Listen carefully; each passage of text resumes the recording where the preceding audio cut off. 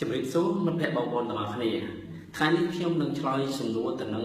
បងប្អូនមួយចំនួនក៏ដូចជាអាណាព្យាបាលសិស្សមួយចំនួនបានចាប់សួរខ្ញុំជារឿយៗថាហេតុអ្វីបានជាកូនគាត់រៀនគួរច្រើនដែរមិនក៏នៅតែមិនចេះហើយសម័យខ្លួនដែរបានរៀនគួរឥឡូវហ្នឹងយើងរៀនបានតែកណ្ដាលឆ្នាំហ្នឹងថាពេលខ្លះអ្នកខ្លះគាត់រៀនគួរច្រើនប៉ុន្តែហេតុអីបាននៅតែមិនចេះថ្ងៃនេះខ្ញុំនឹងបកស្រាយនៅពេលដែលបងប្អូនបានស្ដាប់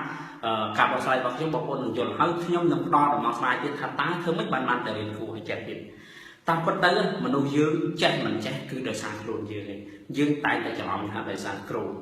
លួនយើងយ៉ាងម៉េចមនុស្សយើងចេះនៅពេលណាដែលយើងបានយកអ្វីយើងបានរៀនយកទៅអនុវត្តដល់ខ្លួនឯងហើយស្វែងយល់វាបានយើងអាចចេះបានព្រោះអញ្ចឹងមូលហេតុអីបានយើងរៀនអត់ចេះទៅរៀនគួរច្រើនមកអ្នកខ្លះរៀនគួរពិសេសគួរអីច្រើនណារហូតដល់ថ្នាក់ជួនគ្រូមករៀននៅតែអត់ចេះទៀតដោយសារមូលហេតុអី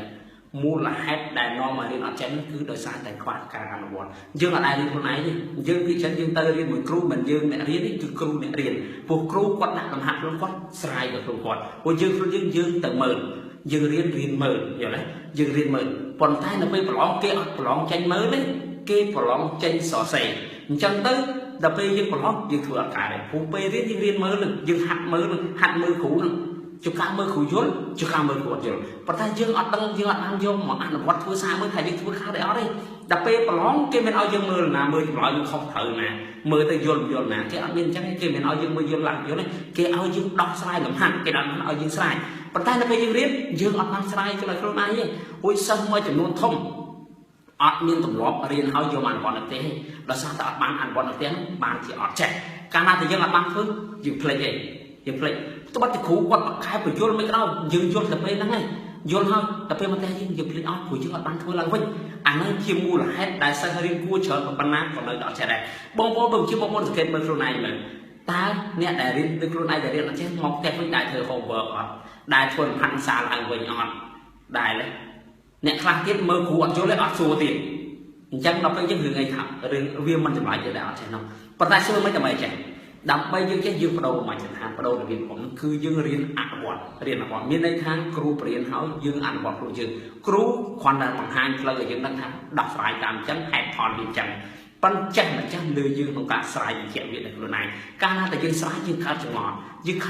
ងអាចសួរបញ្ជាក់នៅចម្ងល់របស់យើងដល់ពេលយើងសួរបញ្ជាក់ហើយយើងប្រកាសជាយល់ច្បាស់ខ្ញុំនិយាយនេះខ្ញុំលើកឡើងអីដោយសារតែការប្រកបរបស់ពួកខ្ញុំនៅ Startup Community គឺខ្ញុំយកការអនុវត្តជាគោលទៅខ្ញុំឃើញផងមែនទោះបីសិនធ្លាក់បាត់ដប់ទោះបីសិនមិនកិច្ចសាលាទោះបីសិនអត់ដែរមានត្រឡប់រៀន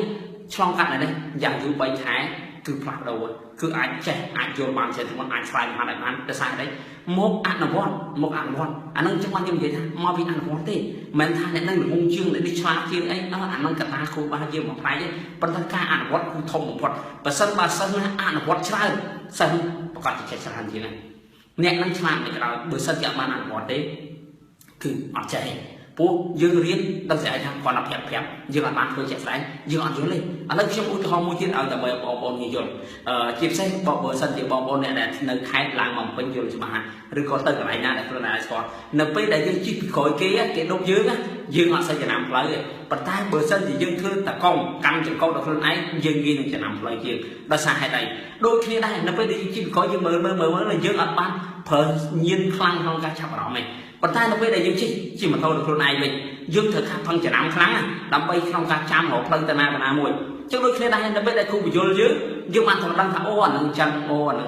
យើងអត់អនុវត្តយើងភ្លេចប៉ុន្តែនៅពេលដែលគ្រូបញ្យល់រួចយើងយល់ហើយយើងព្យាយាមអនុវត្តវាយើងនឹងចេះមួយទៀតបញ្ហាមួយទៀតសំខាន់គឺតេតងទម្លាប់ពេលខ្លះខ្ញុំដឹងថាសិស្សខ្សោយគឺអត់មានទម្លាប់រៀននៅផ្ទះហើយគ្រូបញ្យល់នៅផ្ទះហើយតែផ្ទះវិញប្រកាសជាចូលទម្លាប់ចាស់ហើយគឺអត់អាចទម្លាប់រៀននៅផ្ទះអញ្ចឹងដែលធ្វើឲ្យការរៀនអត់ទៅមុខដូច្នេះហើយបានជាប្រព័ន្ធពួកខ្ញុំគឺបង្កើតមួយថ្ងៃបរិញ្ញាសិស្សប្រកបដល់តែ3ម៉ោងគ្រប់គ្នាដោយសារយើងដឹងថាសិស្សអាចអត់ទៅធ្វើលំហាត់នៅផ្ទះហើយអញ្ចឹងមកកន្លែងហ្នឹងគឺបញ្យល់ឲ្យយល់ឲ្យសមបានគឺឲ្យអនុវត្តមានន័យថាក្នុងរយៈពេល3ម៉ោង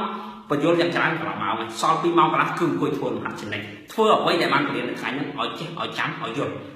ដែលគឺយើងឃើញបានផលអញ្ចឹងដូចគ្នាដែរនៅពេលដែលបងប្អូនយកគោលខាងយកអនុវត្តបងប្អូនគាត់ជាអាចវិវត្តខ្លួនពីសិស្សសំទៅសិស្សកែហើយអាណាព្យាបាលដែលគិតថាកូនជួលមកបរៀនអត់ចេះឲ្យតែរៀនគាត់ចេះនោះគួរសង្កេតមើលគាត់ថាតើគាត់អនុវត្តបានអត់បើសិនជាគាត់អត់អនុវត្តគាត់អត់ចេះមិនមែនជារឿងចម្លែកទេបើសិនជាគាត់អនុវត្តហើយអត់ចេះអាហ្នឹងបានជាបញ្ហាមែនប៉ុន្តែខ្ញុំជឿជាក់ថានៅពេលដែលយើងព្យាយាមអនុវត្តហើយ ដាច់ខាតប្រកបចេះអញ្ចឹងខ្ញុំគិតថាការបកស្រាយរបស់ខ្ញុំប៉ុណ្ណេះប្រកបជាជួយជាកលឹះដល់បងប្អូនមួយចំនួនដែលមានបញ្ហាទាក់ទងទៅនឹងរៀនគួរច្រើនហើយនៅតែអត់ទៀតបាទសូមអរគុណសូមជម្រាបលា